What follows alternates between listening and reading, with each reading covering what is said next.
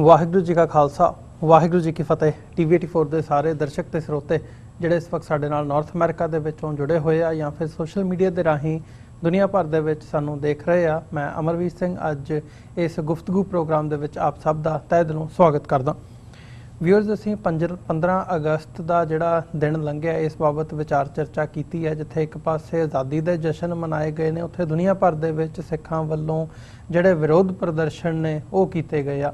ਸੋ 15 ਅਗਸਤ ਨੂੰ ਮੁੱਖ ਰੱਖਦਿਆਂ ਹੋਇਆਂ ਪੰਜਾਬ ਦੀ ਧਰਤੀ ਤੇ ਜਿਹੜੀਆਂ ਐਕਟੀਵਿਟੀਜ਼ ਹੋਈਆਂ ਨੇ ਉਹਦੇ ਮੁਤਲਕ ਜਿਹੜੀਆਂ ਦੋ ਡਿਵੈਲਪਮੈਂਟਸ ਸਾਡੇ ਸਾਹਮਣੇ ਆਈਆਂ ਨੇ ਬਾਅਦ ਦੇ ਵਿੱਚ ਜਦੋਂ ਅਸੀਂ ਦੇਖ ਰਹੇ ਹਾਂ, ਉਹਨਾਂ ਦਾ ਅਸੀਂ ਅੱਜ ਇਸ ਸ਼ੋਅ ਦੇ ਵਿੱਚ ਜ਼ਿਕਰ ਕਰਾਂਗੇ। ਵਿਸ਼ੇਸ਼ ਕਰਕੇ ਪਹਿਲੀ ਘਟਨਾ ਜਦੋਂ ਅਸੀਂ ਦੇਖਦੇ ਹਾਂ ਕਿ ਤਖਤ ਸ੍ਰੀ ਦਮਦਮਾ ਸਾਹਿਬ ਤਲਵੰਡੀ ਸਾਬੋ ਦੀ ਧਰਤੀ ਤੇ ਜਦੋਂ ਅਰਦਾਸ ਕਰਨ ਦੀ ਗੱਲ ਕੀਤੀ ਗਈ ਕਿ ਰੈਫਰੈਂਡਮ 2020 ਨੂੰ ਲੈ ਕੇ ਇਹ ਗੱਲ ਕਹੀ ਗਈ ਕਿ ਅਰਦਾਸ ਕਰਨੀ ਹੈ ਸਿੱਖਾਂ ਵੱਲੋਂ, ਉੱਥੇ ਅਰਦਾਸ ਕੀਤੀ ਜਾਣੀ ਹੈ, ਪੁਲਿਸ ਦੀ ਉੱਥੇ ਜਿਹੜੀ ਹੈ ਚੌਕਸੀ ਵਧੀ।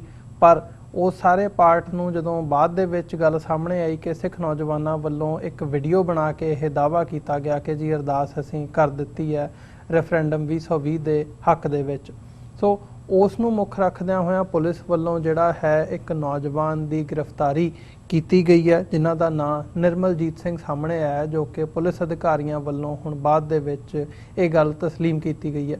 ਸੋ ਇਹ ਇੱਕ ਇੱਥੇ ਵੱਡਾ ਸਵਾਲ ਹੈ ਵੀ ਹੁਣ ਕੀ ਆਪਣੇ ਗੁਰੂ ਸਾਹਿਬਾਨਾਂ ਅੱਗੇ ਅਰਦਾਸ ਕਰਨਾ ਵੀ ਇੱਕ ਜੁਰਮ ਬਣ ਗਿਆ ਕਾਨੂੰਨ ਦੇ ਥੱਲੇ। ਭਾਰਤ ਦੇ ਵਿੱਚ ਜਦੋਂ ਅਸੀਂ ਪੰਜਾਬ ਦੇ ਵਿੱਚ ਪਿਛਲੇ ਲੰਬੇ ਸਮੇਂ ਤੋਂ ਨੌਜਵਾਨਾਂ ਦੀ ਫੜੋ ਫੜਾਈ UAPA ਦੇ ਤਹਿਤ ਦਰਜਨਾਂ ਦੇ ਹਿਸਾਬ ਨਾਲ ਜਿਹੜੇ ਕੇਸ ਰਜਿਸਟਰ ਕੀਤੇ ਜਾ ਰਹੇ ਨੇ, ਉਹ ਸਾਰੇ ਟਾਈਮ ਪੀਰੀਅਡ ਨੂੰ ਦੇਖਦੇ ਹਾਂ ਤੇ ਹੁਣ ਅਰਦਾਸ ਕਰਨ ਦੇ ਉੱਤੇ ਵੀ ਪਾਬੰਦੀ ਲਗਾ ਦਿੱਤੀ ਗਈ ਹੈ। ਤੇ ਦੂਜੀ ਗੱਲ, ਜਿਹੜੀ ਦੂਜੀ ਘਟਨਾ ਮੋਗਾ ਦੇ ਵਿੱਚ ਜਿਹਦੇ ਤੇ ਮੀਡੀਆ ਨੇ ਵੀ ਕਾਫੀ ਫੋਕਸ ਕੀਤਾ, ਜਦੋਂ ਮੋਗਾ ਦੇ DC ਕੰਪਲੈਕਸ ਦੇ ਵਿੱਚ ਜਿਹੜਾ ਤਿਰੰਗਾ ਝੰਡਾ ਲਾ ਕੇ ਉੱਥੇ ਜਦੋਂ ਖਾਲਸਾਈ ਝੰਡਾ ਲਹਿਰਾਇਆ ਗਿਆ, ਉਸ ਮਾਮਲੇ ਦੇ ਵਿੱਚ ਵੀ ਇੱਕ ਔਰਤ ਹਰਵਿੰਦਰ ਕੌਰ ਦੇ ਸਮੇਤ ਉਹਨਾਂ ਦੇ ਨਾਲ 5 ਸਿੱਖ ਨੌਜਵਾਨਾਂ ਨੂੰ ਜਿਹੜਾ ਗ੍ਰਿਫਤਾਰ ਕਰਕੇ, ਹਾਲਾਂਕਿ ਅਧਿਕਾਰਤ ਤੌਰ ਤੇ ਹਜੇ ਇਸ ਗੱਲ ਦੀ ਪੁਸ਼ਟੀ ਨਹੀਂ ਕੀਤੀ ਗਈ, ਪਰ ਉਹਨਾਂ ਦੀ ਗ੍ਰਿਫਤਾਰੀ ਦੀ ਗੱਲ ਸਾਹਮਣੇ ਆਈ ਹੈ। ਅਕਾਲੀ ਦਲ ਅੰਮ੍ਰਿਤਸਰ ਵੱਲੋਂ ਇਸ ਸੰਬੰਧੀ ਅੱਜ ਜਦੋਂ ਕਿ ਉੱਥੇ 20 ਅਗਸਤ ਦਾ ਦਿਨ ਸੂਰਜ ਚੜ੍ਹ ਚੁੱਕਿਆ ਤੇ ਪ੍ਰੋਟੈਸਟ ਦੀ ਲਾਈਨ ਵੀ ਮੋਗੇ ਦੇ ਵਿੱਚ ਉਹਨਾਂ ਵੱਲੋਂ ਐਲਾਨ ਕੀਤਾ ਗਿਆ ਕਿ ਉਹਨਾਂ ਨੂੰ 5 ਸਿੱਖ ਨੌਜਵਾਨਾਂ ਸਮੇਤ ਹਰਵਿੰਦਰ ਕੌਰ ਨੂੰ CIA ਸਟਾਫ ਮੋਗਾ ਦੇ ਵਿੱਚ ਰੱਖਿਆ ਗਿਆ ਤੇ ਉਹਨਾਂ ਤੇ ਤਸ਼ੱਦਦ ਜਿਹੜਾ ਹੈ ਉਹ ਢਾਹਿਆ ਜਾ ਰਿਹਾ ਹੈ। ਇਹ ਦਾਅਵਾ ਅਕਾਲੀ ਦਲ ਅੰਮ੍ਰਿਤਸਰ ਵੱਲੋਂ ਕੀਤਾ ਗਿਆ, ਉਹਨਾਂ ਦੀ ਪ੍ਰੈਸ ਸਟੇਟਮੈਂਟ ਦੇ ਵਿੱਚ ਜਿਹੜੀ ਸਿਮਰਨਜੀਤ ਸਿੰਘ ਮਾਨ ਵੱਲੋਂ ਰਿਲੀਜ਼ ਕੀਤੀ ਗਈ ਹੈ। ਸੋ ਇਹ ਦੋ ਘਟਨਾਵਾਂ ਸਿੱਖ ਜਗਤ ਦੇ ਲਈ ਬੜੀਆਂ ਅਹਿਮ ਨੇ ਜਦੋਂ ਅਸੀਂ 15 ਅਗਸਤ ਦੇ ਪ੍ਰੋਟੈਸਟ ਵਿਰੋਧ ਪ੍ਰਦਰਸ਼ਨਾਂ ਦੀ ਜਾਂ ਸਿੱਖ ਭਾਵਨਾਵਾਂ ਨੂੰ ਦੁਨੀਆ ਦੇ ਸਾਹਮਣੇ ਰੱਖਣ ਦੀ ਗੱਲ ਕਰਦੇ ਹਾਂ। ਸੋ ਇਸ ਬਾਬਤ ਹੀ ਅੱਜ ਅਸੀਂ ਵਿਚਾਰ ਚਰਚਾ ਕਰਾਂਗੇ, ਜਿੱਥੇ ਡੀਟੇਲਸ ਜਾਣਨ ਦੀ ਕੋਸ਼ਿਸ਼ ਕਰਾਂਗੇ। ਇਹਨਾਂ ਦੋ ਜਿਹੜੇ ਇਹ ਘਟਨਾਵਾਂ ਸਾਡੇ ਸਾਹਮਣੇ ਆਈਆਂ ਨੇ, ਉੱਥੇ ਨਾਲ ਹੀ ਨਾਲ ਇਹਦੇ ਜਿਹੜੇ ਪ੍ਰਭਾਵ ਨੇ ਇਸ ਵਕਤ ਚੱਲ ਕੀ ਰਿਹਾ ਗਰਾਊਂਡ ਦੇ ਉੱਤੇ, ਤੇ ਹਕੂਮਤ ਕਿਸ ਲੈਵਲ ਤੇ ਜਾਂ ਕਿਸ ਤਰੀਕੇ ਦੇ ਨਾਲ ਇਹ ਸਾਰੇ ਪਾਰਟ ਨੂੰ ਡੀਲ ਕਰ ਰਹੀ ਹੈ, ਇਹ ਇੱਕ ਵੱਡਾ ਸਵਾਲ ਹੈ। ਇਸ ਸਾਰੀ ਗੱਲਬਾਤ ਲਈ ਅੱਜ ਸਾਡੇ ਨਾਲ ਪੰਜਾਬ ਦੇ ਵਿੱਚੋਂ ਸਰਦਾਰ ਬਲਜੀਤ ਸਿੰਘ ਖਾਲਸਾ ਇਸ ਵਕਤ ਫੋਨ ਲਾਈਨ ਤੇ ਜੁੜੇ ਹੋਏ ਨੇ। ਆਪ ਵੰਗਾਰ ਮੈਗਜ਼ੀਨ, ਇੱਕ ਸਿੱਖ ਮੈਗਜ਼ੀਨ ਦੇ ਮੁੱਖ ਸੰਪਾਦਕ ਨੇ, ਜਿਹੜੇ ਸਿੱਖ ਜਗਤ ਦੀਆਂ ਜਿਹੜੀਆਂ ਖਬਰਾਂ ਨੇ ਉਹਦੇ ਤੇ ਬੜੀ ਡੂੰਘੀ ਤੇ ਮਜ਼ਬੂਤ ਪਕੜ ਰੱਖਦੇ ਆ।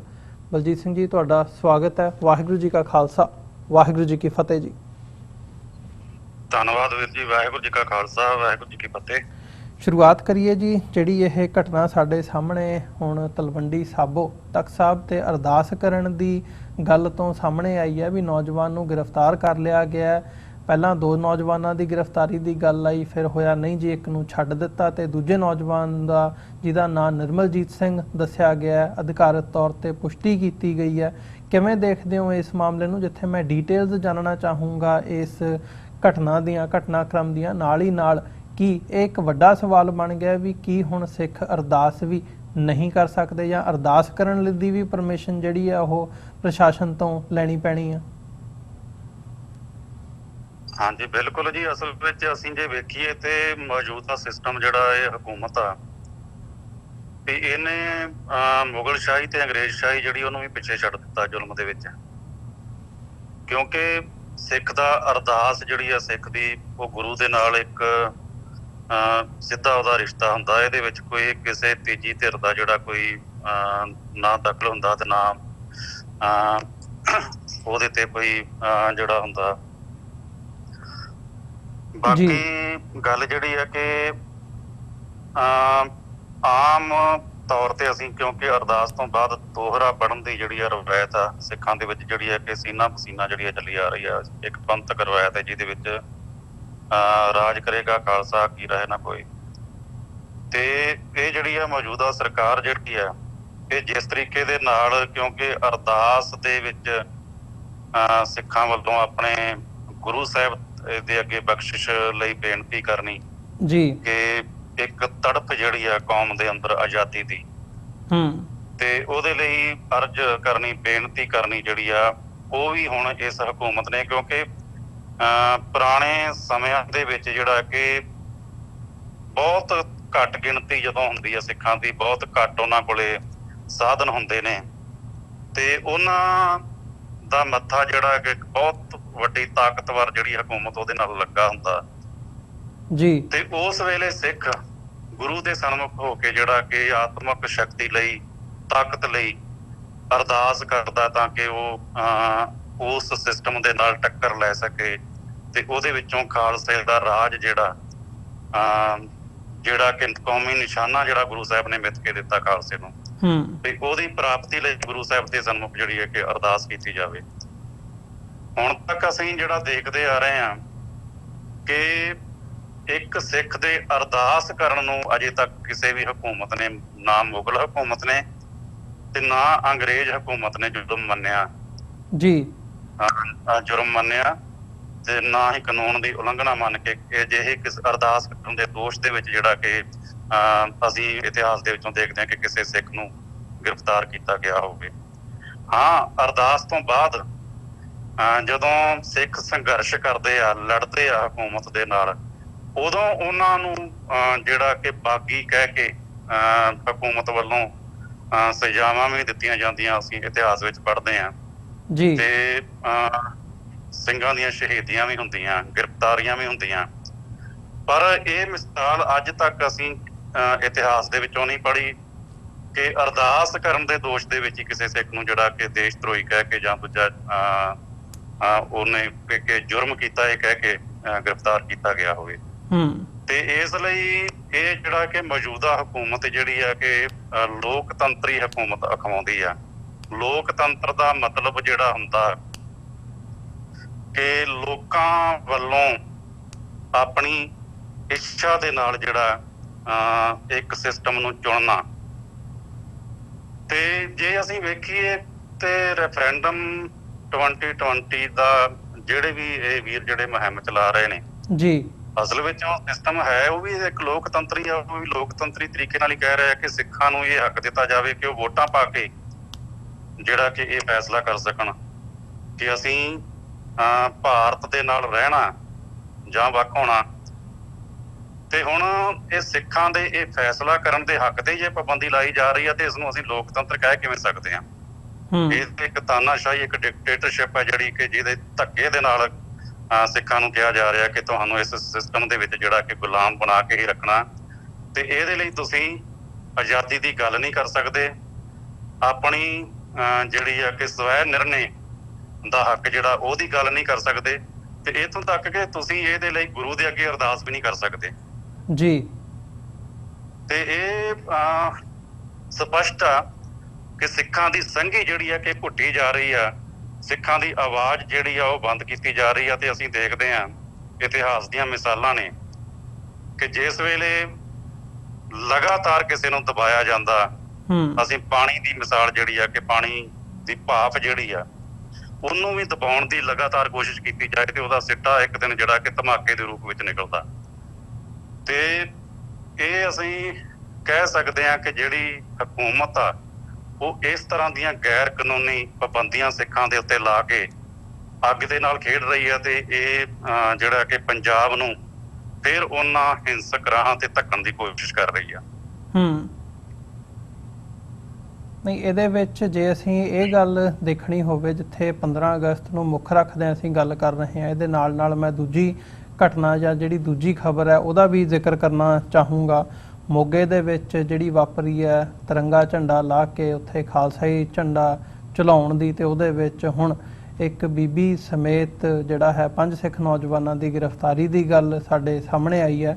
ਇਹ ਜਿਹੜਾ ਸਾਰਾ ਘਟਨਾਕ੍ਰਮ ਚੱਲ ਰਿਹਾ ਹੈ, ਕੋਈ ਹੁਣ ਮਤਲਬ ਇੱਕ ਘਟਨਾ ਨਹੀਂ ਹੈਗੀ। UAPA ਦੇ ਥੱਲੇ ਦਰਜਨਾਂ ਕੇਸ ਜਿਹੜੇ ਨੇ ਪਹਿਲਾਂ ਰਜਿਸਟਰ ਕੀਤੇ ਗਏ ਨੇ। ਤਕਰੀਬਨ 1.5-2 ਮਹੀਨੇ ਤੋਂ ਅਸੀਂ ਦੇਖ ਰਹੇ ਹਾਂ ਜਿਹੜੀ ਸਿੱਖ ਨੌਜਵਾਨਾਂ ਦੀ ਫੜੋ ਫੜਾਈ ਹੈ, ਉਹਦਾ ਜ਼ਿਕਰ ਇਸ ਸ਼ੋਅ ਦੇ ਵਿੱਚ ਅਸੀਂ ਅਦਰਵਾਈਜ਼ ਵੀ ਕਰ ਹਟੇ ਹਾਂ, ਪਰ ਇੱਕ ਪੈਟਰਨ ਨਜ਼ਰ ਆ ਰਿਹਾ ਹੈ ਪਿਛਲੇ ਸਮੇਂ ਦੇ ਵਿੱਚ। ਸੋ ਜਿਹੜੀ ਦੂਜੀ ਖਬਰ ਹੈ ਉਸ ਬਾਬਤ ਤੁਸੀਂ ਕੀ ਸਮਝਦੇ ਹੋ, ਜਿਹੜੀ ਇਹ ਮੋਗੇ ਦੇ ਵਿੱਚ ਘਟਨਾ ਵਾਪਰੀ ਹੈ?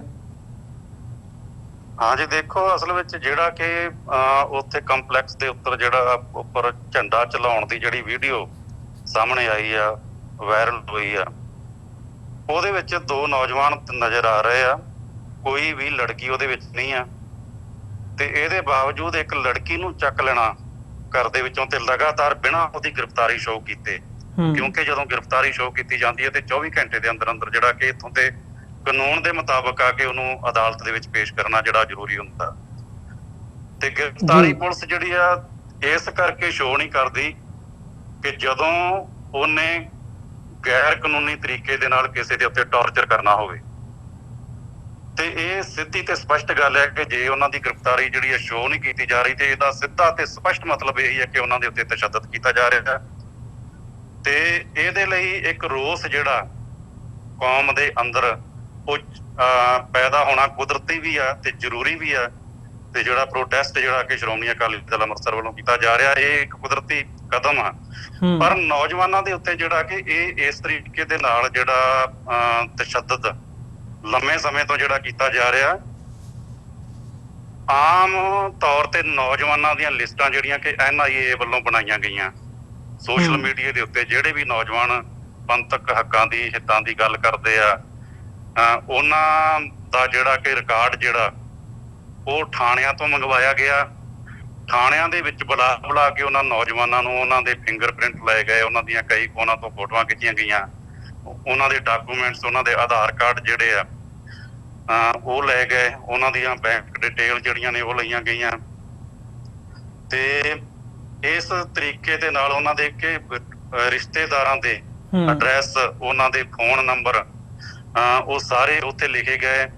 ਤੇ ਇਹ ਫਾਈਲਾਂ ਜਿਹੜੀਆਂ ਨੇ ਤਿਆਰ ਕਰਕੇ ਜਿਹੜੀਆਂ NIA ਨੂੰ ਦਿੱਤੀਆਂ ਗਈਆਂ, ਤੇ NIA ਜਿਹੜੀ ਹੈ ਕਿ ਜਦੋਂ ਮਰਜ਼ੀ ਜਿਹੜਾ ਕਿ ਕਿਸੇ ਵੀ ਨੌਜਵਾਨ ਨੂੰ ਜਿਹੜਾ ਕਿ ਉਹ ਤਲਬ ਕਰ ਲੈਂਦੀ ਆ ਜੀ। ਤੇ ਉੱਥੇ ਕਿਸ ਤਰੀਕੇ ਦੇ ਨਾਲ ਜਿਹੜਾ ਕਿ ਉਹਨਾਂ ਨੌਜਵਾਨਾਂ ਨੂੰ ਤਸ਼ੱਦਦ ਦਾ ਸ਼ਿਕਾਰ ਬਣਾਇਆ ਜਾਂਦਾ, ਮਾਨਸਿਕ ਤੌਰ ਤੇ ਉਹਨਾਂ ਨੂੰ ਟਾਰਚਰ ਕੀਤਾ ਜਾਂਦਾ, ਇਹਦੀ ਮਿਸਾਲ ਅਸੀਂ ਲਵਪ੍ਰੀਤ ਸਿੰਘ ਦੇ ਮੁੱਦੇ ਦੇ ਉੱਤੇ ਦੇਖ ਸਕਦੇ ਹਾਂ। ਅਸੀਂ ਉਹਨਾਂ ਦੇ ਘਰ ਜਾ ਕੇ ਆਏ ਹਾਂ, ਤੇ ਇਹ ਉਹ ਹੱਸਦਾ ਖੇਡਦਾ ਜਿਹੜਾ ਕਿ ਅਸਲ ਵਿੱਚ ਜਦੋਂ ਉਹਨੂੰ NIA ਦਾ ਜਿਹੜਾ ਨੋਟਿਸ ਜਿਹੜਾ ਮਿਲਿਆ ਚੰਡੀਗੜ੍ਹ ਜਿਹੜਾ ਪੇਸ਼ ਹੋਣ ਦੇ ਲਈ, ਤੇ ਉਸ ਵੇਲੇ ਉਹ ਆਪਣੀ ਪਤਨੀ ਦੇ ਨਾਲ ਗੁਰਦੁਆਰਾ ਸਾਹਿਬ ਦੇ ਵਿੱਚ ਸੀ ਜਿੱਥੇ ਉਹ ਗ੍ਰੰਥੀ ਸਿੰਘ ਦੀ ਡਿਊਟੀ ਕਰ ਰਿਹਾ ਸੀਗਾ।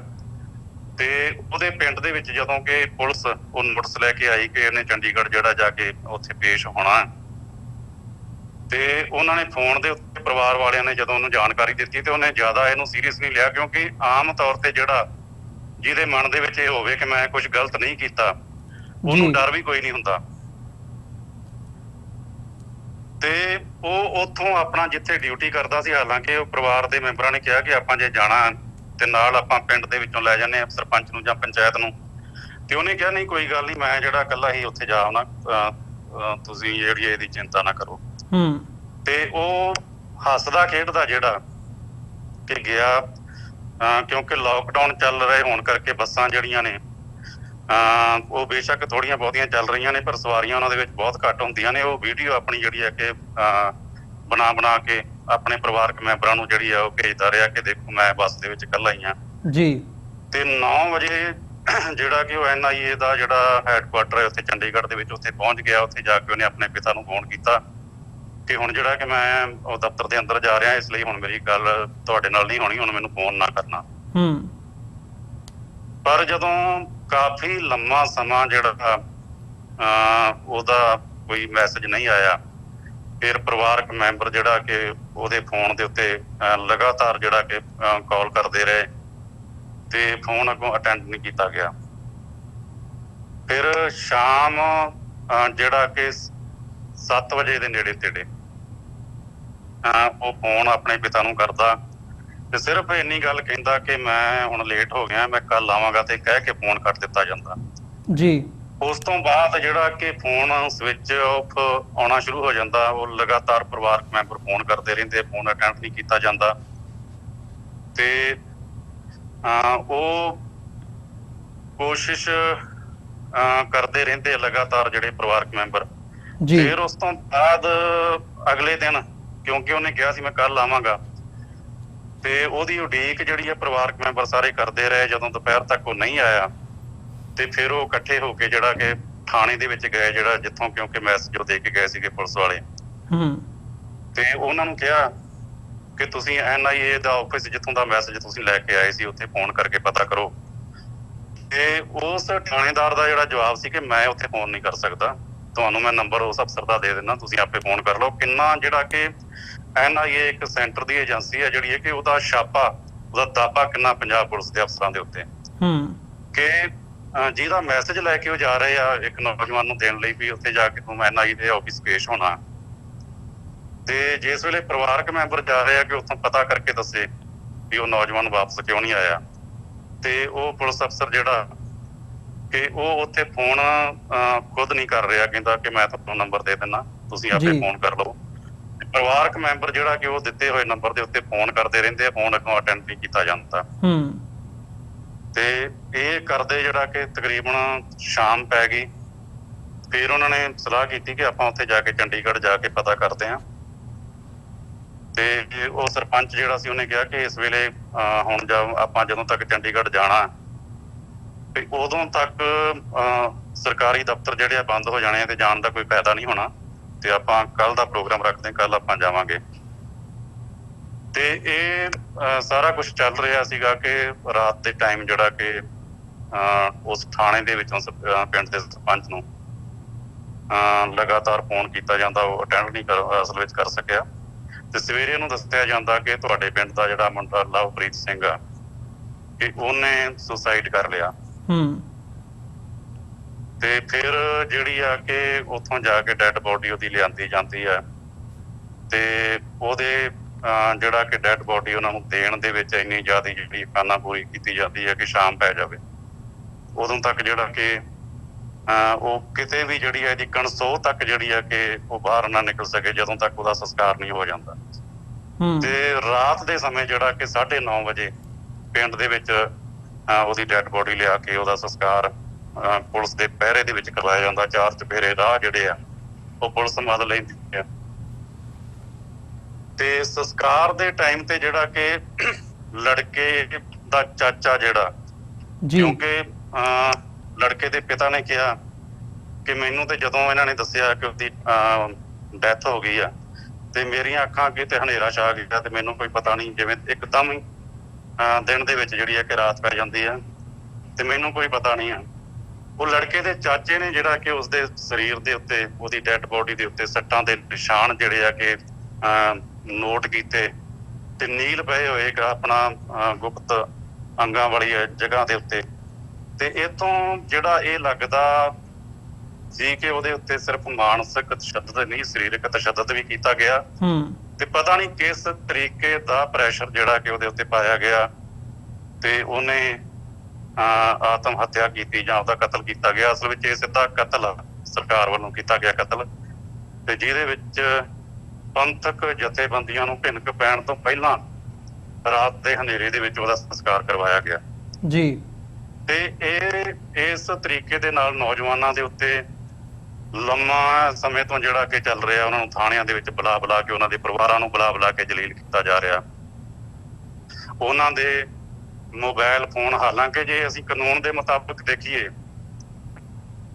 ਤੇ ਉਹਦੇ ਵਿੱਚ ਇਹ ਵੀ ਮਨਾਹੀ ਹੈ ਕਿ ਤੁਸੀਂ ਕਿਸੇ ਦਾ ਫੋਨ ਟੇਪ ਵੀ ਕਰ ਸਕੋ, ਸਰਕਾਰ ਫੋਨ ਟੇਪ ਵੀ ਨਹੀਂ ਕਰ ਸਕਦੀ ਜੀ। ਪਰ ਸਿੱਖ ਨੌਜਵਾਨਾਂ ਨੂੰ ਥਾਣਿਆਂ ਦੇ ਵਿੱਚ ਬੁਲਾ ਕੇ ਉਹਨਾਂ ਦੇ ਮੋਬਾਈਲ ਫੋਨ ਥਾਣਿਆਂ ਦੇ ਵਿੱਚ ਰੱਖੇ ਜਾ ਰਹੇ ਆ ਤੇ ਪੁਲਿਸ ਮੁਲਾਜ਼ਮਾਂ ਵੱਲੋਂ ਜਿਹੜਾ ਕਿ ਉਹ ਚੈੱਕ ਕੀਤੇ ਜਾ ਰਹੇ ਆ, ਉਹਨਾਂ ਦਾ ਡਾਟਾ ਜਿਹੜਾ ਚੈੱਕ ਕੀਤਾ ਜਾ ਰਿਹਾ, ਉਹਨਾਂ ਨੂੰ ਕਿੱਥੋਂ ਫੋਨ ਆਇਆ, ਕਿੱਥੋਂ ਮੈਸੇਜ ਆਇਆ, ਉਹ ਸਾਰਾ ਕੁਝ ਦੀ ਡਿਟੇਲ ਬਣਾਈ ਜਾ ਰਹੀ ਹੈ।